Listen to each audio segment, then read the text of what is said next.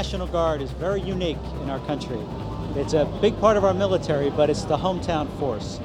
So this is really the communities, this is really the neighbors, this is really the sons and daughters of Wisconsin that are serving in the Army National Guard and Air National Guard. They're balancing three different things. They're balancing their duties in the Guard Reserve with their employer who has their needs, with their family who have their needs.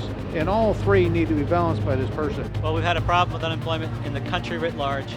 Unfortunately, we've had a little higher numbers for the military, and there's probably a lot of reasons for that. Some of it is that many of our guardsmen have been deployed multiple times, and if you're an employer, you're certainly patriotic, but maybe get a little scared of that. Well, I knew about the issue, but I think one of the things that stood out that just got to me is the fact that the unemployment among veterans in some areas are up to 30%. And that's just not acceptable. And I just can't believe it could get that high. You usually know what you're getting when you hire a soldier. I mean, you know they're going to work hard, you know they're disciplined, you know they're trained, you know they're respectful, all valuable assets that any company would want.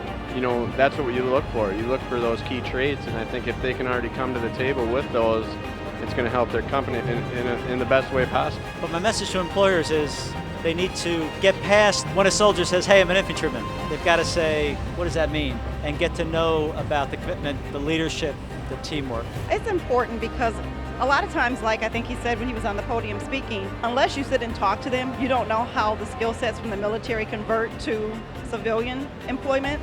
But you have to sit, you have to talk to them, you have to listen. A lot of the skill sets you do in the military are transferable to the civilian sector.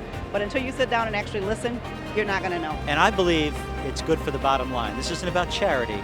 This isn't about giving us something. I think any employer who gets to know these guardsmen, they're going to want to hire them. They're going to want to compete to hire them because they're just that good. These people, these vets, represent us in the field, represent us in their everyday tasks.